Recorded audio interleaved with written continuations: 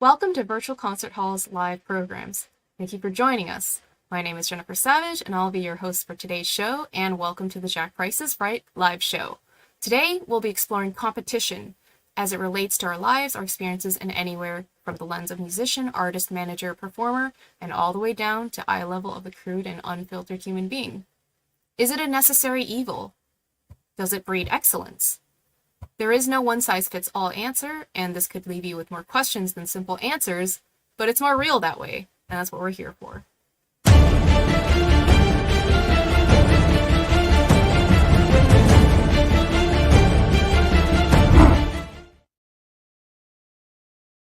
And check out this little preview that we have here to recap our last installment. Practice. Oh yeah, that ventricle. What do you even do during the? Okay. No, you can't prepare at the instrument. I have my mind, and I need some silence. Now, I don't want silence. I want raucous activity. Practice of practice is to do it beforehand, not while you're doing. Although then the other thing is like perfect practice. So perfect practice makes perfect. He goes, better. Only perfect practice makes perfect. Only what do you think perfect about practice that? makes perfect. Perfect. Right. Fingerings are everything, you know. Without fingerings, you know, you don't have anything, you know. So I used to change fingerings in the middle of a performance, like constantly. They said, what?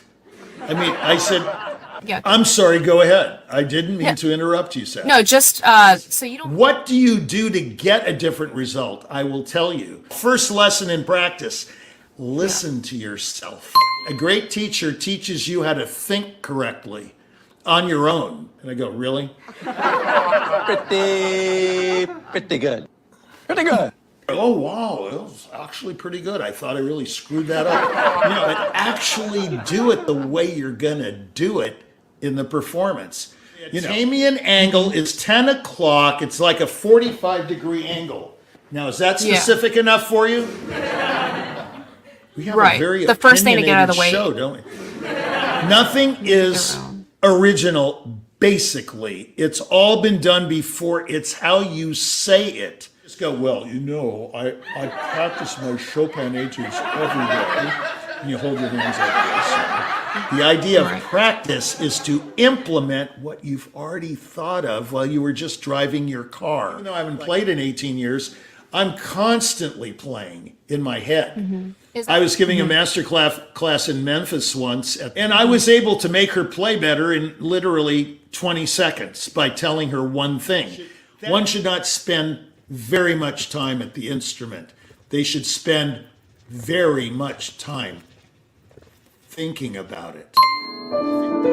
See, I'm leaning. Yeah. I'm leaning to there's only one way to play an instrument, and that's the right way for you. I want to play like this.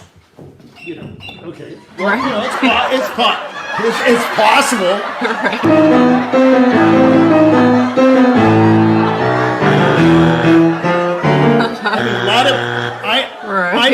It sounds like a stand-up routine. This show. When I'm just thinking we're in the wrong business. Absolutely in the wrong business. Yeah.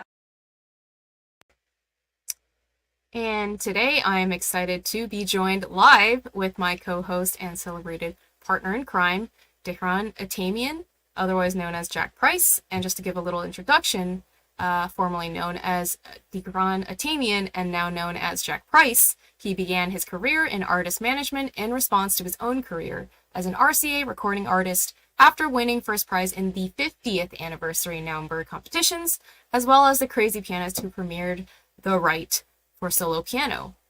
Welcome to the show, Jack Price. Also known as Philip Spencer. Okay.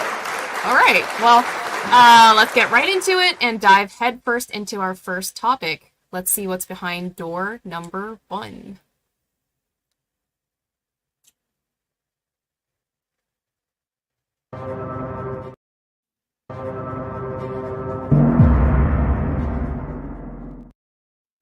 Do we need them? Well, competitions. That in itself. I'm just thinking about the preview you just ran. I mean, I keep cracking up. We really are in the wrong business, you know. But anyway, so yeah, you don't need anything. You want them.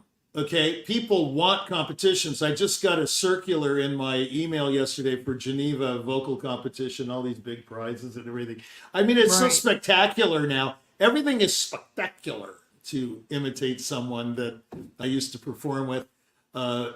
He was Polish, and we say spectacular. And I love the way he pronounces that word, so I can't get over it.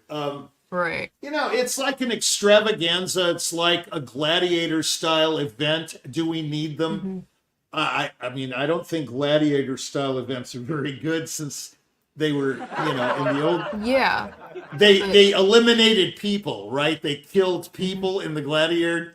Gladiator Days. So what you're doing is killing off somebody and then a winner emerges. Or you get a job and there are 500 applicants, and you're the only one that got the job or whoever got the job. That's not a very nice thing, But so let's first distinguish what we're talking about, if we're talking about competition or competitions, or what are you meaning right now? I was just going to say that the word competition, we can refer to competition in general, which breeds excellence. We're going to get into that later. In other words, without competition, someone would just slouch around and say, well, I'm doing good enough, So competition makes you achieve more. It gives you an incentive to beat the other guy. Strive for. Yeah, it's something to strive for.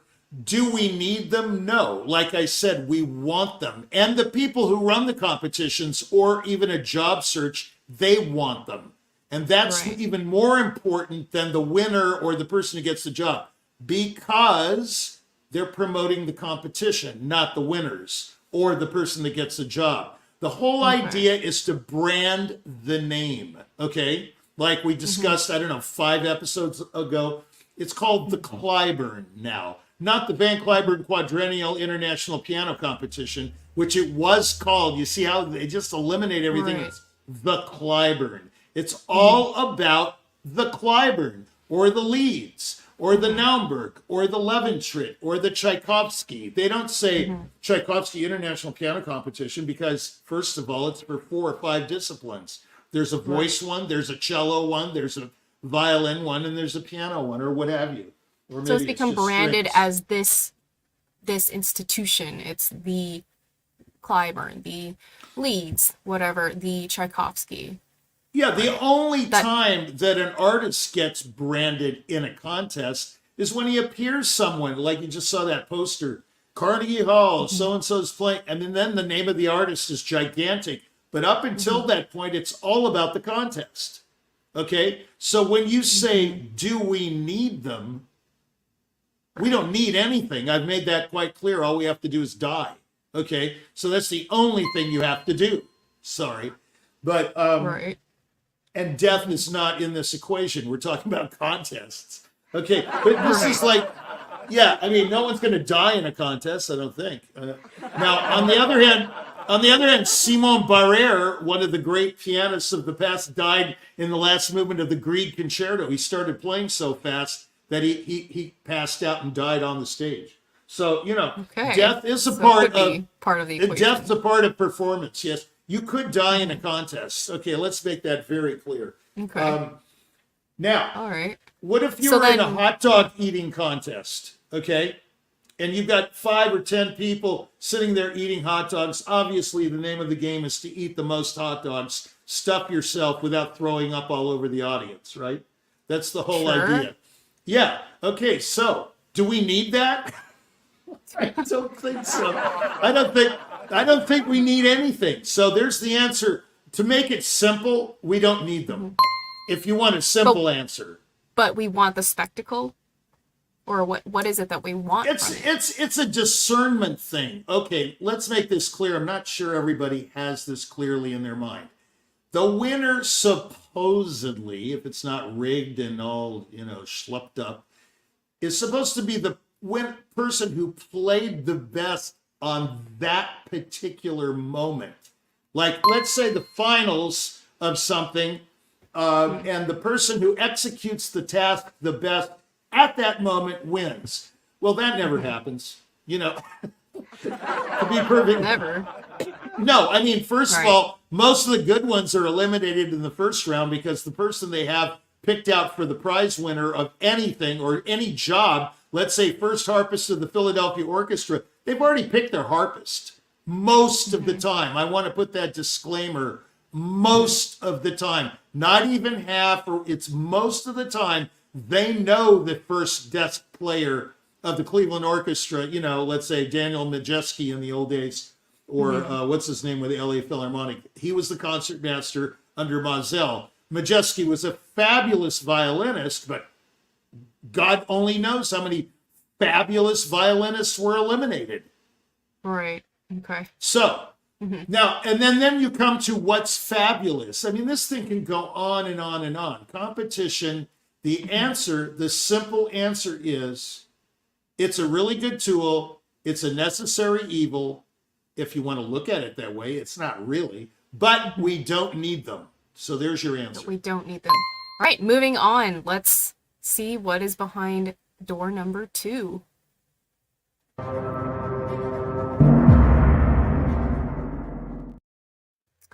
How to prepare for competitions in general. What do you think? Well, there's that word prepare. Isn't that Right. incredible? Tying it into our previous episode. Wow. I think we Preparation. had a whole hour on that. So Sure did.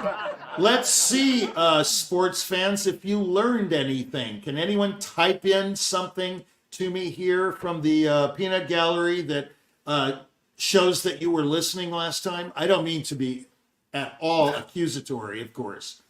Right. But the point is, how do you prepare for anything? And then we're going to now put it into, I'm going to make it very simple, like I said I would. We're going to make it simple, prepare for competition of all kinds. What do you think is the first thing you do if you're going to apply for a job? Well, you see if you're qualified for it. No. If you Know matter. what the job description. Yeah. Thank you, Kiki. I love that. No, know the job description. Know what the mission statement says. Let's say it's the, Lake Tahoe something. They're looking for an executive director to run their festival. I just made that up because I saw something the other day about that. Anyway, so the Lake Tahoe blah, blah, blah is looking for an executive director. You better know what that job entails because executive director means something different to everybody. I mean, right. Some people think executive director he's the head henchman. He assassinates people. Executive, execute, Sure. Okay, so you've got to know what it is that you're applying for. And here's the rub in the piano contest. Okay, I'll divert to music. You better know what they're looking for, if anything, before you enter. For example, carefully pick which competition you enter, because it may not be for you in general. It's so ticklish. This is a tightrope that is so narrow that you're going to fall off almost every time. There's almost no way to find out. It's almost pure luck.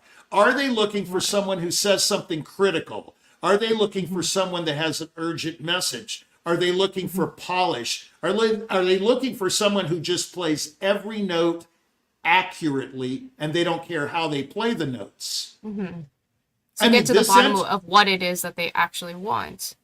And by the way, you'll never find out. Here's the real rub. You'll never find out what the truth is about any of that. But right. You can do your home. But it's a big but. You can do your homework and get as close to perfection. Remember, I told you in that one episode that the closer you get to your perfection destination, the farther it moves ahead. So I'm getting close to that perfection. It's The goalpost moving. moves. The goalpost moves. Okay, so, and the other references I made. The point is you can never get there, number one. Rule number one, you can't get to the goalpost. Number two, you're never going to know.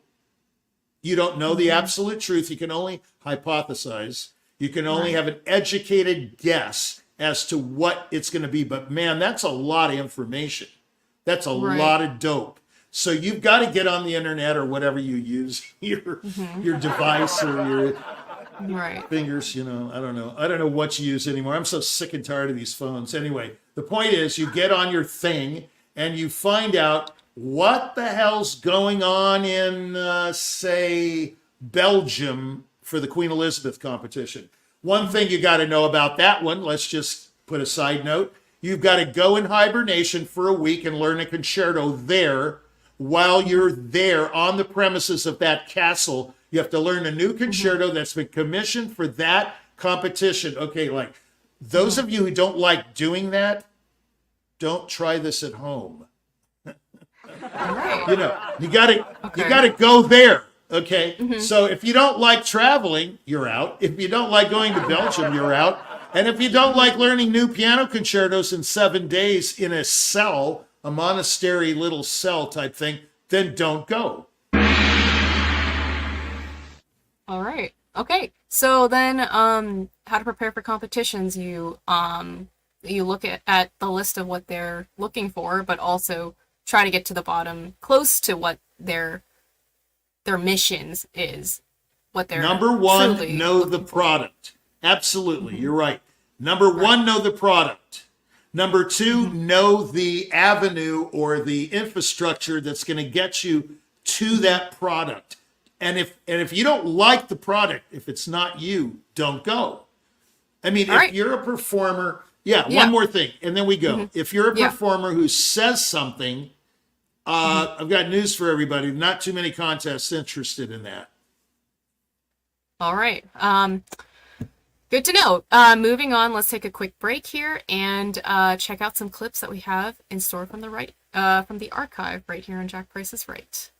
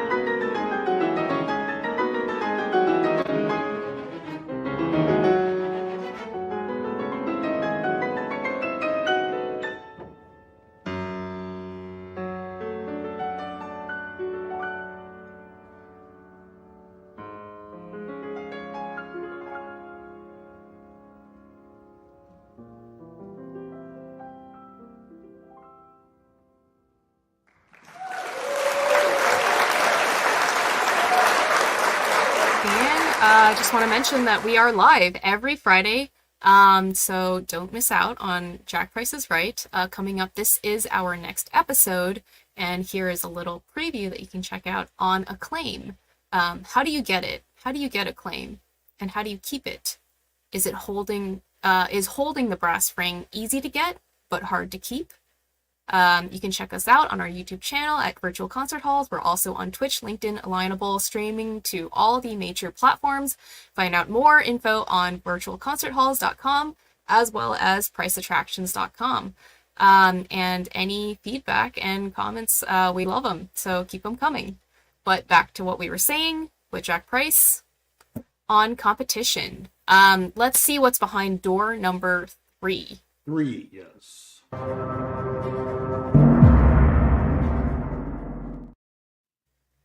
Who do they benefit? Who do I like that competitions explosion. benefit? Yeah. Yeah, It's very that's very apt. explosive topic. Yes. Right. Yeah. Hard hitting. Except that everything's explosive because all the doors On are this show. explosive. Yeah, Okay. exactly. Yeah.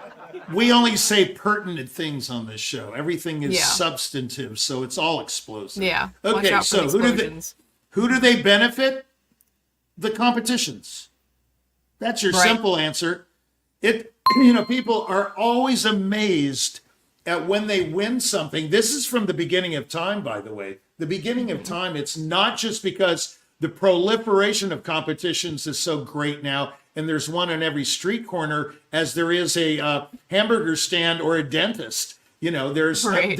on every street corner, mine included, you can find everything on every street corner. Right. So forget about originality or on all this nonsense. You're gonna have to come up with something very like E equals MC squared or something like that before you're gonna be, lauded for something unique and maybe ubiquitous. Okay, but All right. nevertheless, they benefit the brand.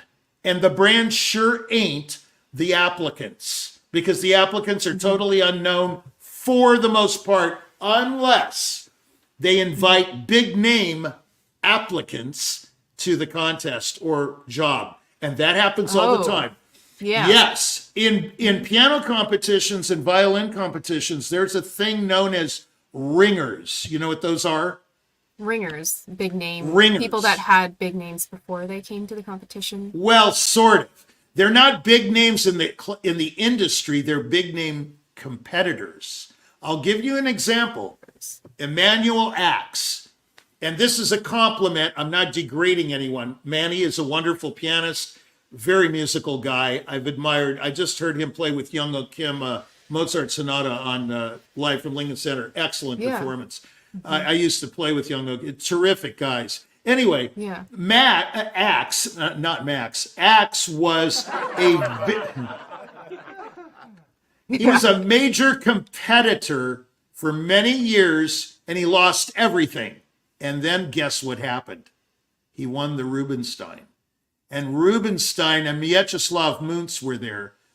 Rubinstein knew Muntz. They had a falling out, and Muntz was Axe's teacher. Okay? So there was a convocation, There was this meeting of the minds between Rubinstein and Mieczysław Muntz. And the byproduct was Emmanuel Axe. And look at him now. He's huge. Wow. I'm not saying he doesn't deserve the prize. He probably absolutely outplayed everyone. It's very possible. It's also possible that he was outplayed. It makes no difference whatsoever. He was a major competitive name in the competition field. Emmanuel Axe was like here he comes, Manny Axe. He's entering again. He's entering again. Oh, yeah, he'll make the finals and then blah, blah, blah. So that's one route of being known coming into the competition is being a known competitor going to all the competitions. You can have a big name in the competition circuit, and then you might be invited to win. Now, no one's going to tell you that, by the way, disclaimer, I'm not saying Manny Axe was invited to win the Rubinstein. I'm just saying the stars were aligned. Okay? Right. That's all I'm saying. I can name lots of cases like that. We don't have the time. So the ringers. What if you come in and you already have a huge following, or you have many fans that are already coming to your concerts? Well, then you have a problem, because then the jury lays for you and they want you to lose, basically, and they could cut you in the first round and say, so-and-so didn't even make it to the second round. They played fabulously, of course, and they should have won, but they had someone else in mind for the prize.